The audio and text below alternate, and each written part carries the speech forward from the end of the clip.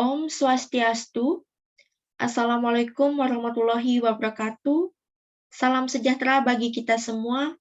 Salam harmoni. Pada video kali ini, saya akan membahas mengenai value change. Namun sebelumnya, izinkan saya untuk memperkenalkan diri terlebih dahulu. Perkenalkan, saya Niketu Tirana Yulia Pratiwi dengan NIM 2015091013, mahasiswi Prodi Sistem Informasi Undiksa. Adapun pembahasan pada video kali ini, yang pertama, apa itu value chain? Yang kedua, mengapa value chain ini digunakan? Yang ketiga, kapan value chain digunakan? Yang keempat, di mana value chain digunakan? Yang kelima, siapa yang terlibat dalam value chain? Dan yang keenam, bagaimana penerapan value chain dalam suatu organisasi? Kita masuk pada pembahasan yang pertama, yaitu apa itu value chain?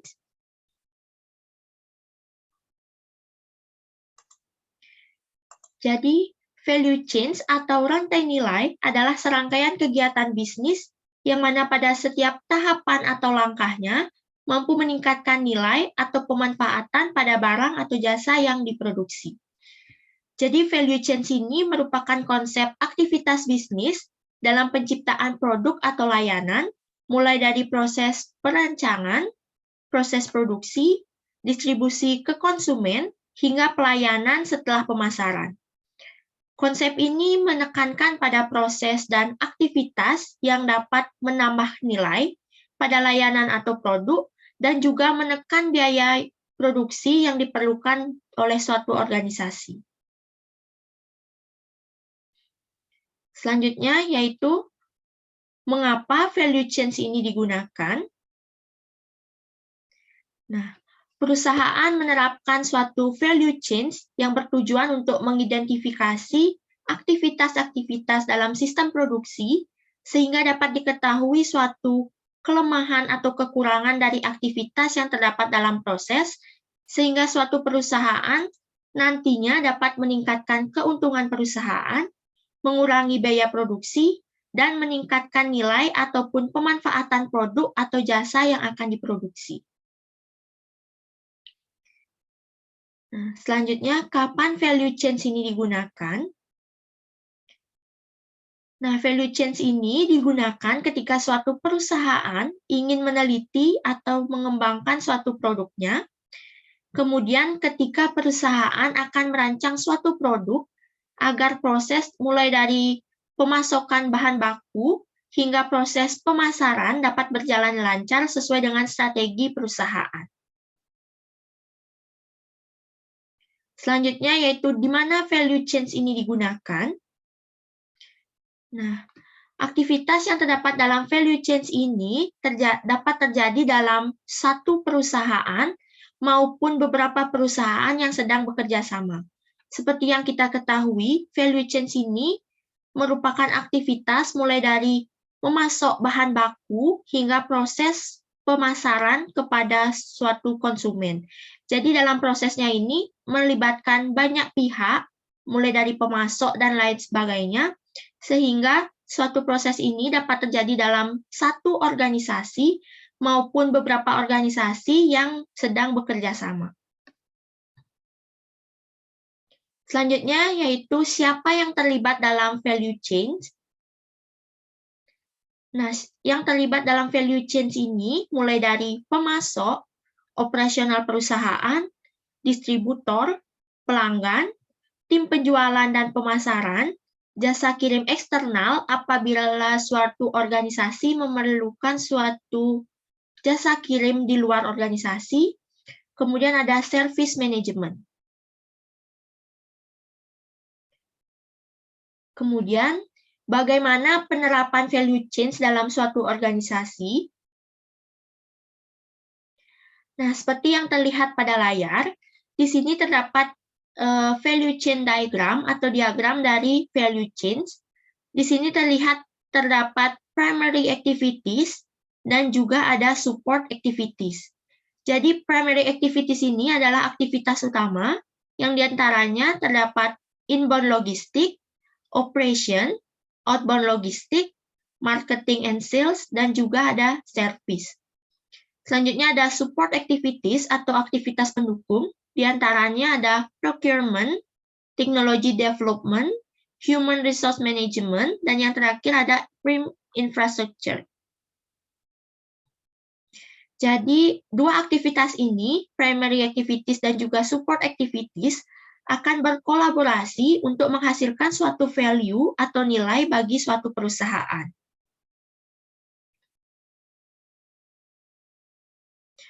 Nah, ini merupakan penjelasan lebih detail mengenai primary activities dan juga nantinya ada support activities. Kita masuk pada primary activities. Jadi, primary activities ini atau aktivitas utama adalah seluruh kegiatan bisnis yang mampu menciptakan nilai atau manfaat untuk para pelanggan dalam menyajikan sesuatu yang mampu menunjukkan keistimewaan perusahaan di dalam pasar. Kegiatan utama dinilai sebagai kegiatan yang paling penting dalam menjalankan suatu bisnis. Adapun aktivitas yang termasuk di dalam primary activities, yang pertama ada logistik masuk atau inbound logistik, yaitu proses dalam perusahaan yang berkaitan dengan penyimpanan, penerimaan, dan pendistribusian suku cadang atau bahan baku produksi. Hal-hal yang termasuk di dalamnya meliputi penyimpanan material, pergudangan, manajemen inventaris, penjadwalan pengiriman dari bahan baku, kemudian ada pengembalian barang ke pemasok.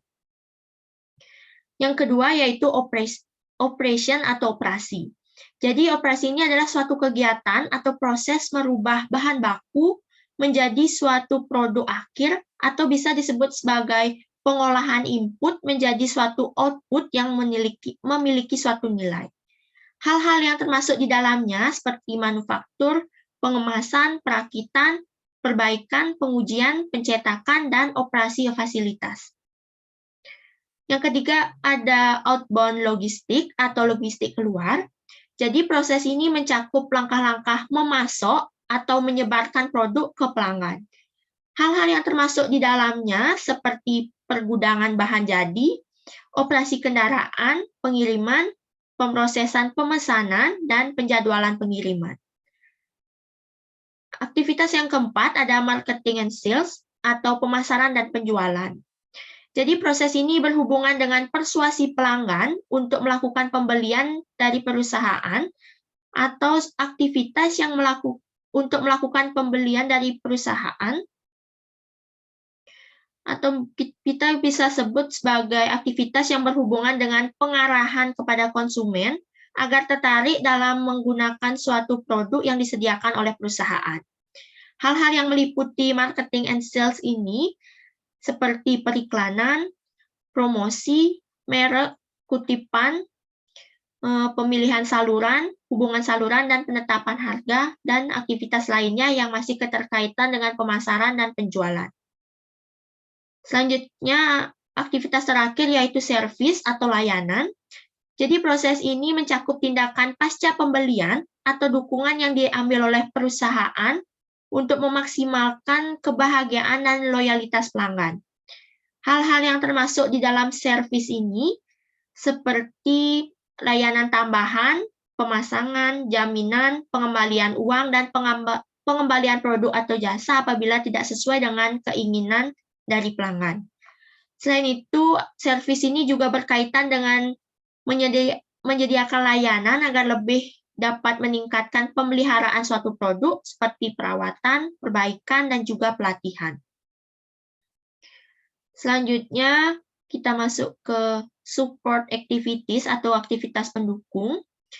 Jadi, support activities ini adalah suatu kegiatan di dalam perusahaan yang bertujuan untuk memberikan aktivitas guna mencapai kegiatan utama perusahaan.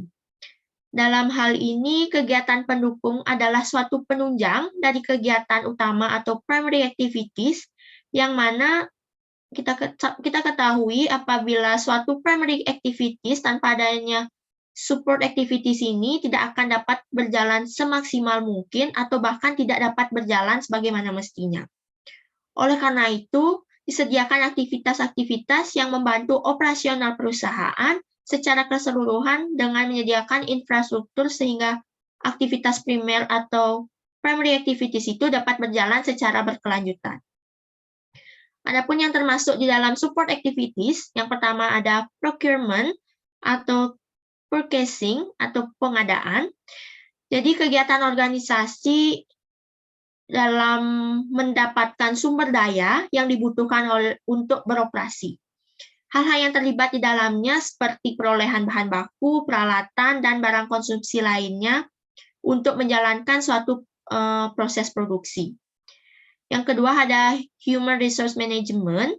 Jadi kegiatan yang terlibat di dalamnya seperti merekrut dan mempertahankan staf, seperti memberikan pelatihan, membangun, memotivasi, dan memberikan suatu penghargaan yang nantinya dapat sumber daya ini dapat membantu perusahaan dalam mengembangkan, memasarkan, dan juga mendistribusikan suatu produk agar sesuai dengan rencana dari suatu perusahaan.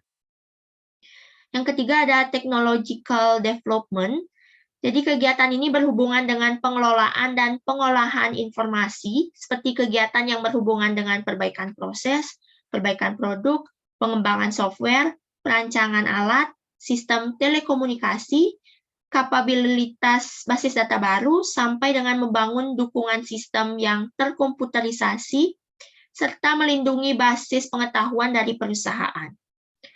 Yang terakhir ada infrastruktur, yaitu suatu kegiatan yang berkaitan dengan biaya dan juga aset perusahaan, yang di dalamnya terdapat manajemen umum seperti akuntansi, hukum, administrasi, dan manajemen yang melayani kebutuhan organisasi, yang mengikat bagian-bagian menjadi suatu buah kesatuan sehingga proses dapat dijalankan.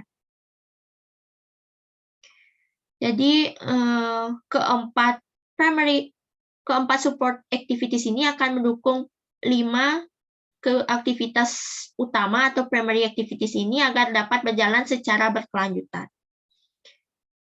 Selanjutnya yaitu strategi value chain.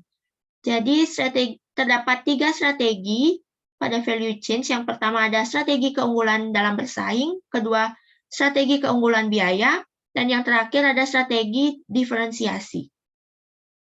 Yang pertama, strategi keunggulan dalam bersaing. Strategi keunggulan dalam bersaing ini adalah suatu kemampuan pada organisasi dalam mendapatkan keuntungan ekonomis terhadap laba yang diperoleh oleh kompetitor di pasar dalam industri yang sama. Keberhasilan suatu perusahaan ini dapat diukur dengan daya saing strategis dan juga profitabilitas yang tinggi. Yang kedua ada strategi keunggulan biaya. Harga jual, biaya, dan biaya lainnya akan menjadi suatu pertimbangan pada setiap perusahaan yang ingin menjualkan suatu barang atau jasanya. Dari segi konsumen, keunggulan biaya ini bisa dilihat dari sisi harga jual yang ditawarkan oleh perusahaan dengan lebih murah untuk suatu barang yang nilainya sama dengan barang yang disediakan oleh kompetitor lain. Strategi keunggulan biaya ini akan menjadi instrumen yang sangat penting untuk menjadi juara di dalam persaingan pasar. Strategi yang ketiga yaitu strategi diferensiasi. Seperti yang kita ketahui, diferensiasi ini artinya perbedaan, di mana perusahaan jika hanya mengeluarkan produk yang sama dengan yang lain tentu tidak akan terlihat menarik.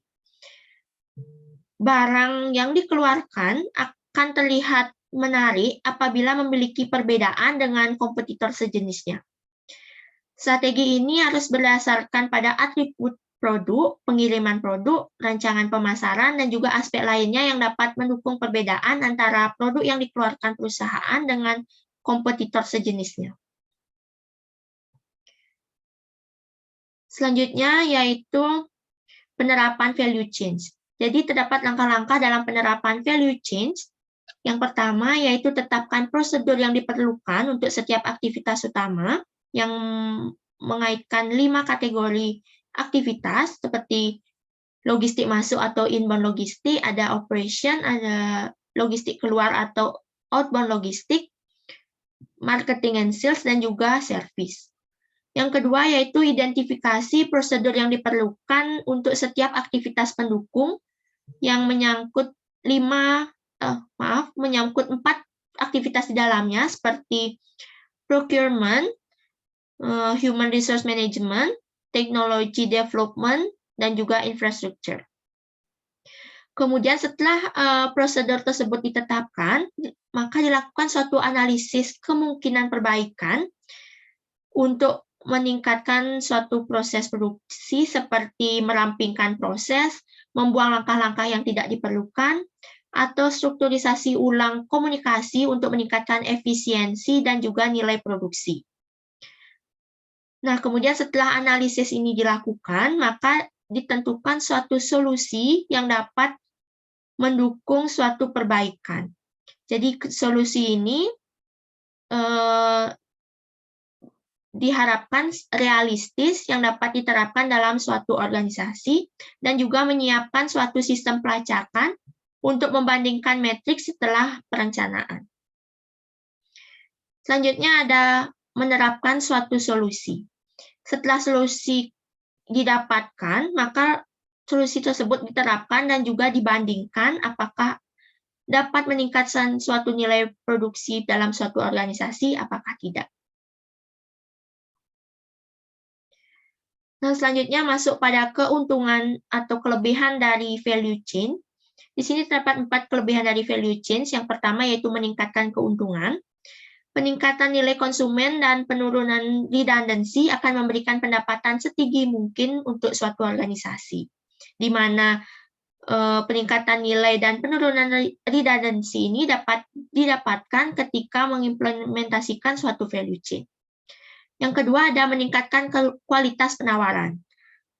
Value chain ini dapat meningkatkan kualitas pasar dan membuatnya lebih kompetitif.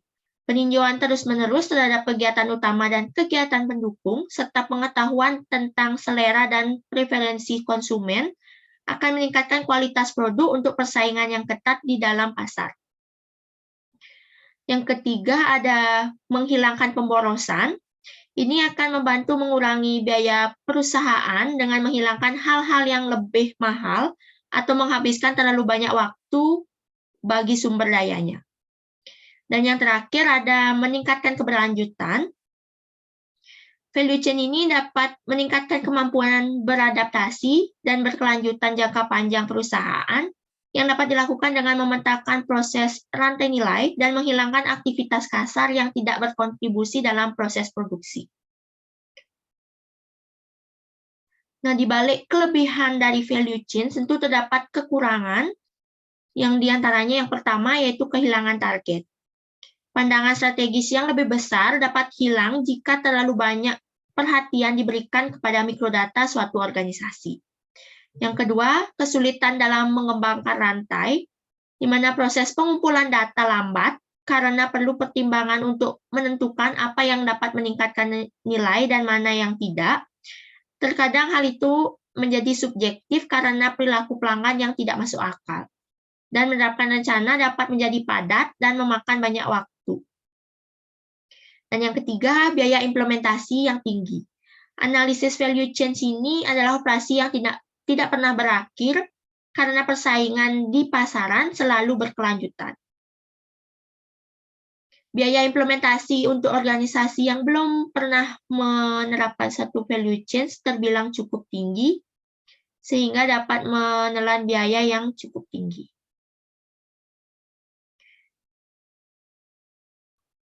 Jadi bisa disimpulkan bahwa value chain ini adalah serangkaian kegiatan yang mana pada setiap tahapan atau langkahnya mampu meningkatkan nilai atau pemanfaatan pada barang atau jasa yang disediakan oleh organisasi. Value chain yang diterapkan oleh perusahaan berguna agar suatu perusahaan mampu bersaing untuk menjadi yang lebih baik dari perusahaan lain dan mampu melakukan sesuatu yang tidak mampu dilakukan oleh perusahaan lain. Oleh karenanya, perusahaan yang menerapkan value chain ini perlu memperhatikan setiap aktivitas-aktivitas dalam proses produksi, sehingga proses yang terjadi dalam perusahaan dapat berjalan secara efektif dan efisien, dan tentunya dapat meningkatkan nilai bagi perusahaan dan menekan biaya produksi yang diperlukan. Sekian yang dapat saya sampaikan mengenai value change. Mohon maaf jika ada kesalahan kata, saya akhiri dengan Paramasanti. Om Santi Santi Santi Om.